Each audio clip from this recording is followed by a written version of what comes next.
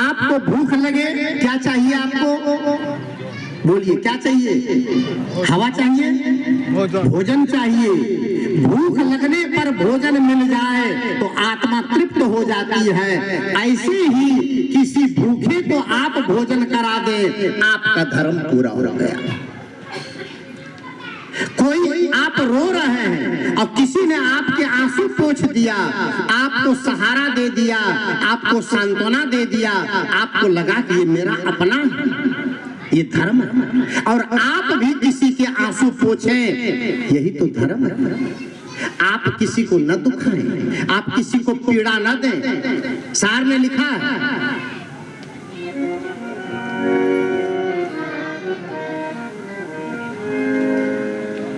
दिल दुखाना छोड़िए और दिल रुबा बन जाइए।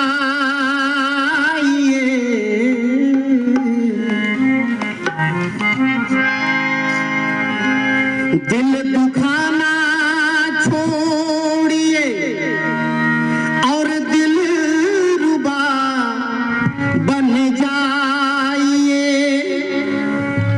आप पत्थर क्यों बने हैं, आईना बन जाइए।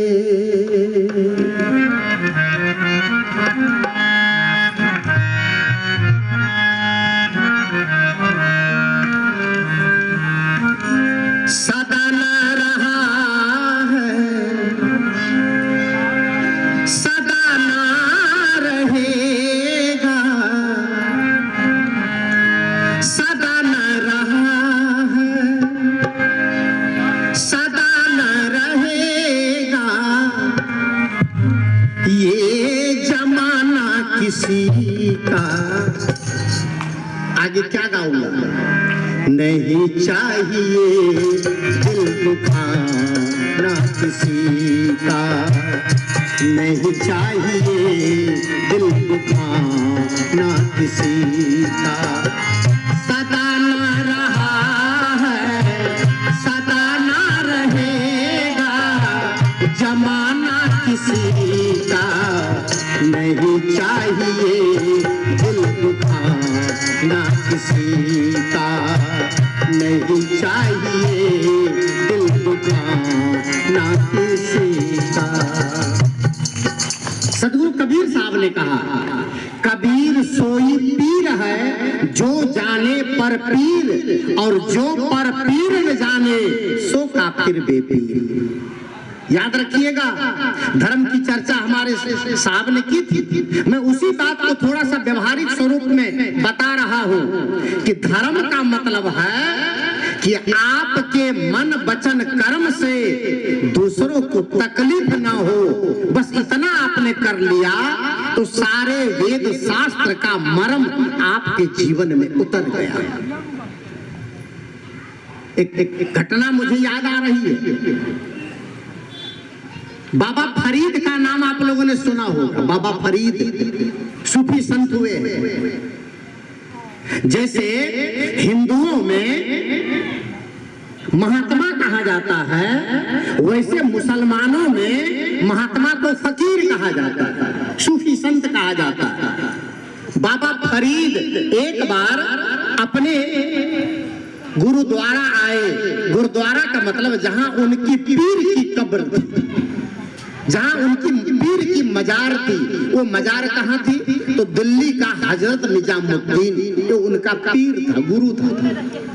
और बाबा फरीद का निवास बृहत्तर भारत जब हुआ करता था तो अफगान तक भारत एक था। अफगानिस्तान में एक शहर है काबुल, उस काबुल के रहने वाले थे बाबा फरीद। और अपने गुरुद्वारा आए दिल्ली। हजरत निजामुद्दीन, ध्यान से सुनिएगा, आपको बात समझ में आ जाएगी धर्म किसे कहते हैं। आए वो अपने पीर की मजार पर, कई दिन हो गए। एक मुस्लिम महिला, उसका 4 साल का बेटा था। महिला ने सुना कि काबुल से बाबा फरीद आए हैं और कल मेरे बेटे का जन्मदिन है। बड़ी गरीब महिला झाड़ू पोछा करती थी। उस जमाने में उनको 1 महीने में शायद 8 आना रुपया मिलता था। 4 पैसा उन्होंने बचा के रखा कि बाबा फरीद आए हैं, चलेंगे, उनका दीदार करेंगे, उनसे रूबरू होंगे, उनके दर्शन करेंगे, और मेरे बेटे का जन्मदिन है तो जन्मदिन पर बाबा की दुआ मिल जाएगी तो मेरा बेटा अमन चैन से जिएगा, आनंद से जिएगा। बंधु, वो महिला पता लगाती है कि बाबा फरीद के पास जाऊंगी, बाबा फरीद खाते क्या है, उनको पसंद क्या होता है ना मन में कि बाबा को जो ज्यादा पसंद हो वही चीज लेके चले। तो पता लगाई तो पता चला बाबा को जिलेबी बहुत पसंद है। क्या पसंद है बाबा को? क्या पसंद है? जिलेबी। कौन सी जिलेबी? घास वाली नहीं, ये वाली जिलेबी, ये मैदे की जलेबी बाबा को बहुत पसंद। पता लगाई और 4 पैसे उसके पास, 2 पैसे की जलेबी ले ली, 2 पैसे बेटे के हाथ में दे दी और चली बाबा फरीद के दर्शन करने। जाती है, नतमस्तक होती है, कहती है बाबा ये मेरा बेटा है, इसका आज जन्मदिन है और मुझे पता है कि आपको जिलेबी बहुत पसंद है, मैं आपके लिए जिलेबी लाई हूँ और बेटा आपके चरणों में बख्शीश रख रहा है, आप इन्हें दुआ दीजिए।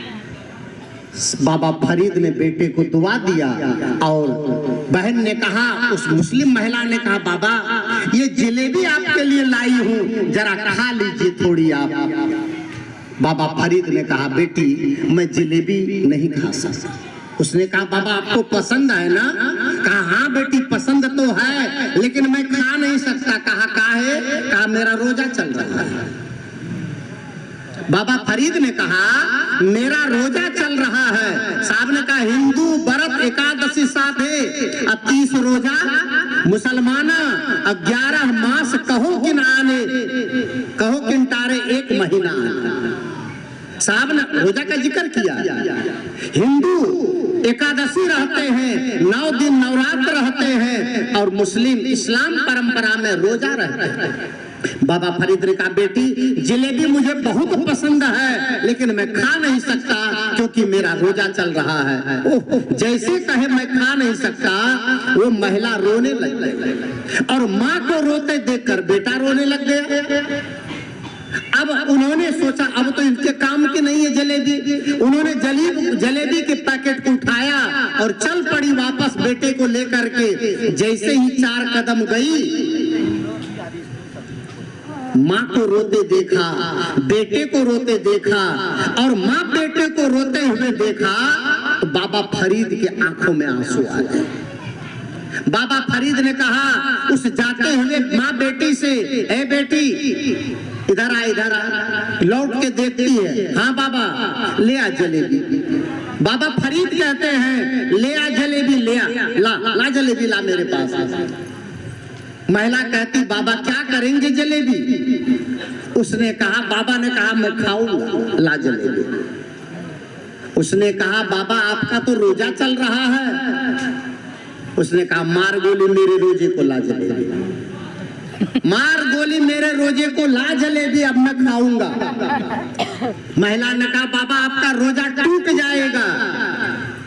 बाबा फरीद ने कहा बेटी ला जलेबी मैं खाऊंगा, रोजा टूटे तो टूटने दे, पर तेरा दिल टूट के जा रहा है ये मेरे मौला को मंजूर नहीं। धर्म कुछ रह गया क्या?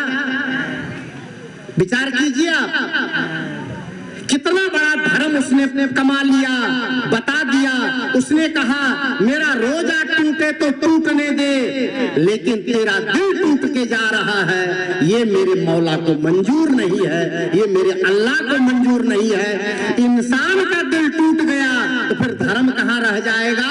शायर ने लिखा कि मंदिर तोड़ो मस्जिद तोड़ो तो कुछ नहीं मुझाता है, अब पर किसी का दिल मत तोड़ो, यह घर खास खुदा का है, यहाँ भगवान बसता है। साहब ने कहा कि सब घट मेरो साइया, सुनी सेज न कोय, बलिहारी तही घट की जा घट प्रगट हो। धर्म के नाम पर हिंसा हो रही है, माता की पूजा होती है, दुर्गा की पूजा होती है, काली की पूजा होती है और उसके सामने बकरा काट कर खून बहाया जाता है। क्या ये धर्म हो सकता है? इनमें से बहुत माताएं होंगी जो कबूल की होंगी, प्रतिज्ञा की होगी, हे देवी देवता, हे भगवान, हे भगवती, अगर हमको पोता हो जाएगा तो पोता के मुंडन में काय गो पट्ठा जोड़ा, बारे बार, ओह क्या पूछना है, बहुत इनमें है, इनमें बहुत है। एक महीना सावन रहते हैं, सावन, एक महीना सावन में किसी